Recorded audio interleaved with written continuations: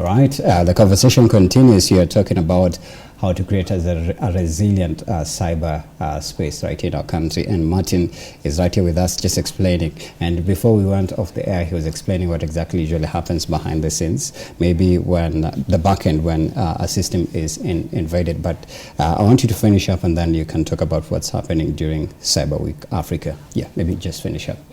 Okay. I think I had raised an issue of having a data protection officer, for example, talking about, because I've realized that, I mean, data breach actually concerns a lot of people, especially when you're talking about critical government infrastructure being attacked. Okay. Yeah.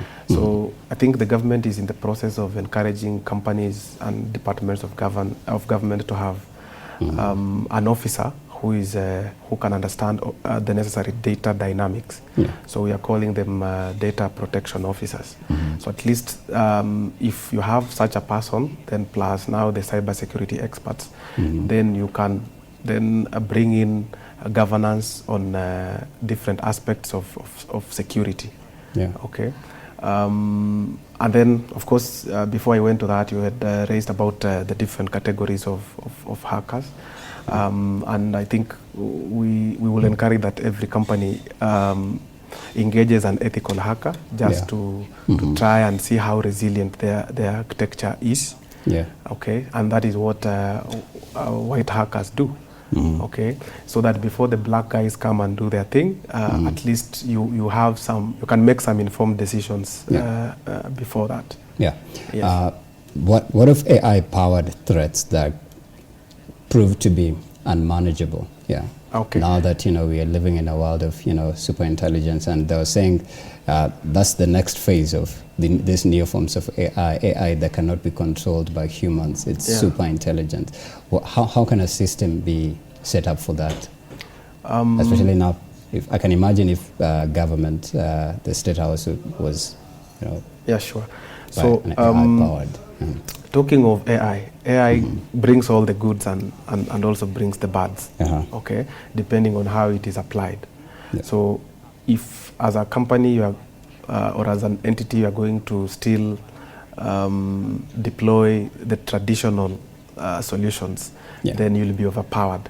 So the message is, I think there was a quote, is it by Chinua Achebe, that as birds have learned to fly without perching, hunters have also learned to shoot without missing. I don't know which one comes first. I don't know whether it's the hunters or the birds. Yeah. So it's the same analogy that as the attackers evolve actually to create AI-powered threats, then we also need in our defense to have AI-powered defense. AI-powered defense. You have mechanisms that can actually mutate. Okay, I will give you an example. Right now, it's a common phenomenon that if you are targeting my data, if you attack me and then you're targeting my data, I create things we call honeypots. Right. So honeypot is just some misleading information. So for you as an attacker, you'll think like you've gotten the real data, but then I'll give you some leads just to deceive you away from my real data. Yeah, and I end up actually getting hold of you. Yes, correct.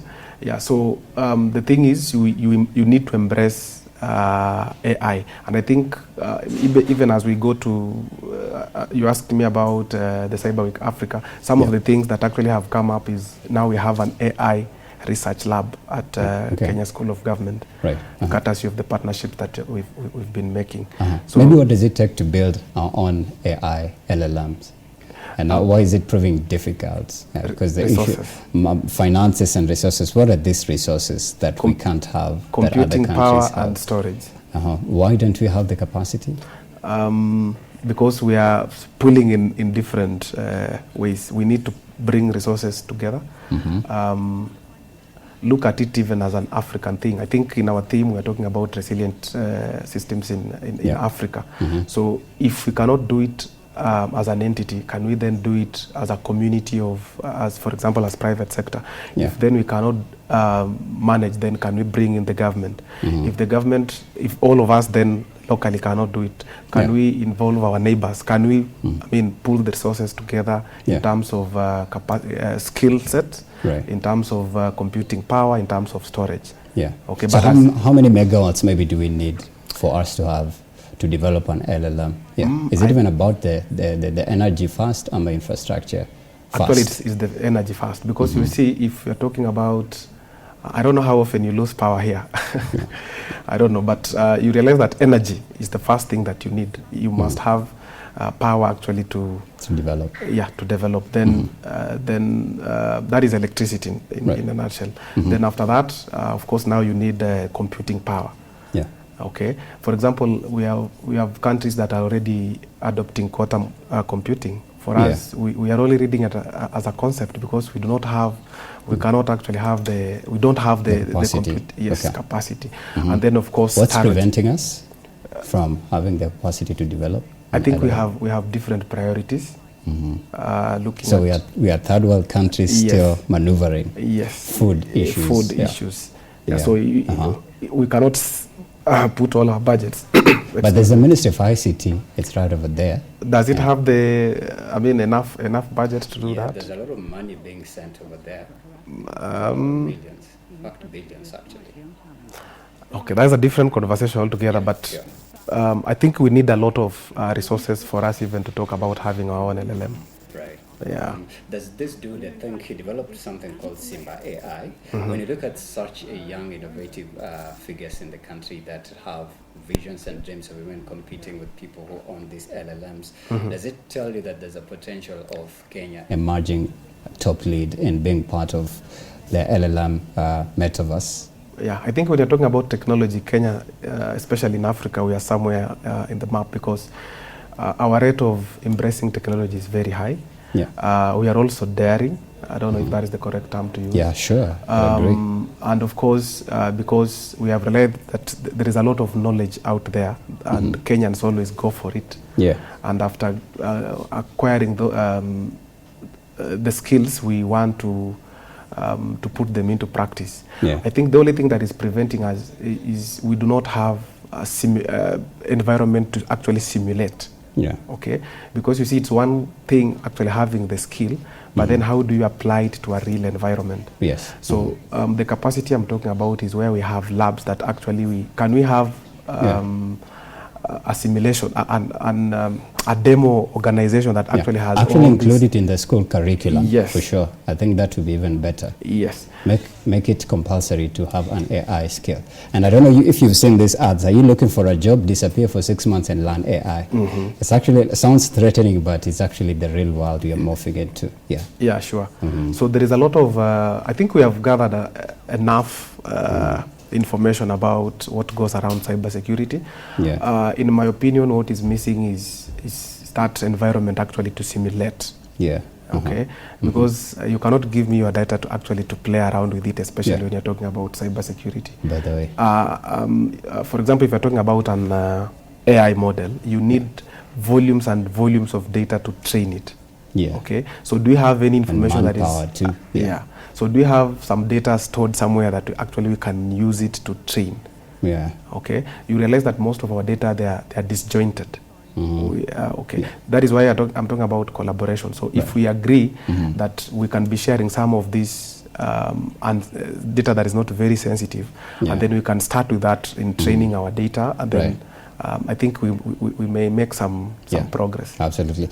Staying on AI, if you were to, from an observation point of view, how we consume AI in our country, how would you rank it? Because I was reading an update that was saying some of these LLMs are now taking note of what you're feeding them, especially the GPTs. I know they've evolved to GPT, I don't know what right now. Yes. And they're using it as info to spy on people who are consuming, LLMs, who are consuming AI. And that just shows you how, the manufacturers and distributors of AI are possibly, say, preying on their consumers. Should we have frameworks as third world countries, specifically as Kenya, on how we operate on an LLM in terms of what we feed it, what we ask? If you're asking information about health, military, science, anything that includes, your country, at large, or even yourself, should there be frameworks that guide consumption of AI products?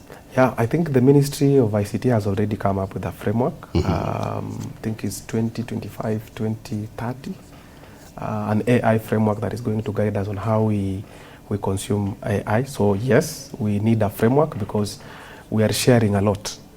If anything, we are oversharing actually. We don't know how much we put out there. But maybe for the purposes of awareness, if you're using something like ChatGPT, then you have also to look at the settings that actually you put in your account. Yeah. Because, I mean, it depends on how you've configured your account to see whether it will retain your information or it will only be used for that particular instance. Yeah. Okay, so it's always good to be cautious, especially when you are sharing very sensitive information, that you make sure that your AI model does not remember. There is a... Is it possible even? Yes, it is. Now that you don't even own it, first of all, you're already a victim of it. Okay, so we need to do, can I call that due diligence, just to make sure. But from where I sit, I think at least do your part. Okay, so if it just requires you to set up, I mean, to make the right configuration, the right settings, at least we can have that discussion whether they are getting our data or not, but at least from the face of it, you need to make sure that your AI models does not actually remember everything. But now the catch is, when you make them to remember is when actually they are so efficient for you. So it's something you need to actually to balance. I managed to read the AI, I think it was the AI charter, was it the AI convergence that happened in France? And they actually gave a framework of how consumers of AI can shield themselves from harmful AI. And the UK had different insights on it, but the US backed it. So when you look at how we consume AI still, right here in our country, maybe what would you say is the unethical way that we consume AI, now that GPT is the most prominent one in the LLMs, the unethical use of AI in our country? Because when you look at these CGIs, the deepfakes, and what is the other one that people are using, the silhouettes to try and communicate something, but it ends up offending the other one on the other side, and then now they're saying we have to limit how you operate on social media. Is it even legal to actually go that route? Does it come from the people, or it's coming from the higher up who wants to shield themselves from offense, if you were to observe it?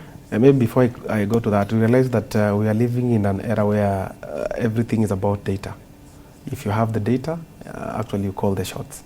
Okay, so that is why I cannot dispute when you say that even if you are going to set up the settings in my LLM, I mean, how sure am I that actually that data is not being relayed the other way? Because everybody actually wants to mine and keep data. But having said that, whether it is ethical, you asked whether it's ethical or unethical to do that. It depends. Anyway, it depends. But I think having had the conversation that we had at Kenya School of Government in Cyber Week Africa, I think there were some next steps from the conference that we are supposed to look at. And part of that was how do we create our own independence. Okay, and as I've already mentioned, it still goes back to pulling resources together. Then if you are using a ChatGPT, for example, and then it still brings the aspect of data privacy. There is an element of data privacy and data protection.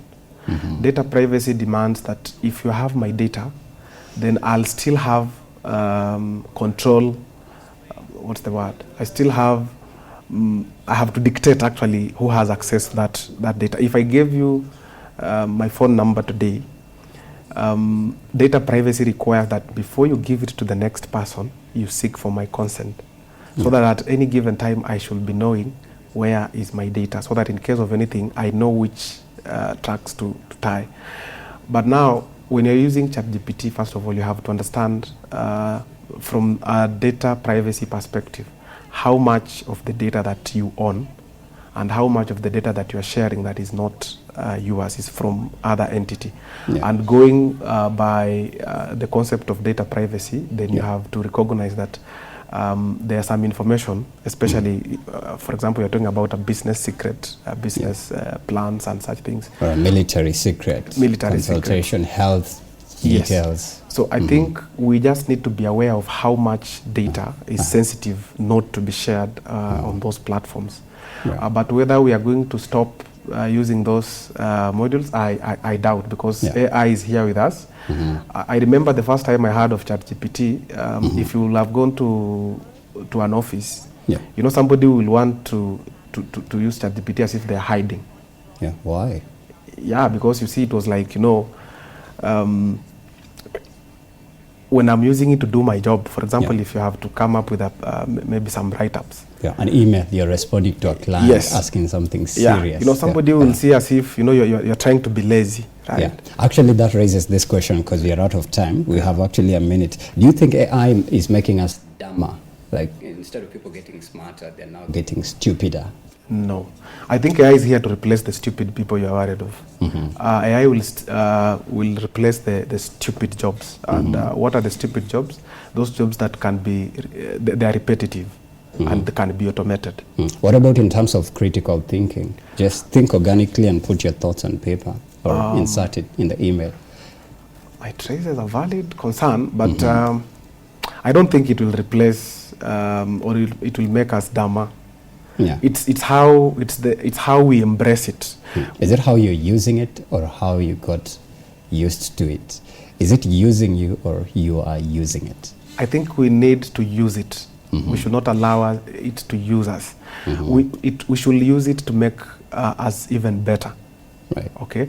We should not look at it as if it is replacing. Like, if I'm supposed to do you a mail, it's not like it's supposed. At the end of the day, I have to relook at what it has given me and see how I can add more to it and even change the prompts. It's not like I give it a prompt and whatever it gives me is what I share. Right. So it makes your work easier. Yeah, it's supposed to be an enabler. The same thing, technology AI actually. as a tool. It's supposed to be a tool. It's not supposed to using you. Yes. Okay. Right. I think maybe we can close it right over there, because we have just a few seconds before. Maybe what's happening at your institution at Cyber Pro Global? That's probably people should look up for as we exit, and you can give the details in 10 seconds. Okay. I think at Cyber Pro, we offer cyber security trainings from foundational skills to expert. So we have a hybrid model of our training. You can either do trainings virtual or through in any of our partner centers, and most of them are just the higher learning institutions. So we also came up with another course which targets anybody who does not actually know anything in tech, but with a bias in cyber security. Okay. So there are very short courses that we have also introduced, apart from the track, because the track was to move from foundational to expert. Yeah. But so then how can they get the hold of the courses, because we are out of time? Okay. We have 5 seconds. We can visit cyberpro.global. That is our main training module. Yeah. It's a website or a link? Yes, our website. Cyberpro.global. It has a number? Yes. Yeah, sure. Say it. I think I'm giving you a chance to shout out your... my boss will kill me on this. Oh, sure. Okay. I'll share the details with you. So let them go to the link and they'll get it on the website, right? Yeah. Sure, absolutely. Thank you so much, Martin Osike, CTO, Head of Training, Cyber Pro Global. This conversation is endless. There's a lot to touch, and I believe this is just like a very tip of it. And yeah, for further engagements, we'll definitely get hold of you. Thank you. Thank you so much. All right. It was a pleasure. Karibu sana. We appreciate you for watching us from 7 to 10 a.m. We'll definitely see you tomorrow bright and early. Thank you for watching.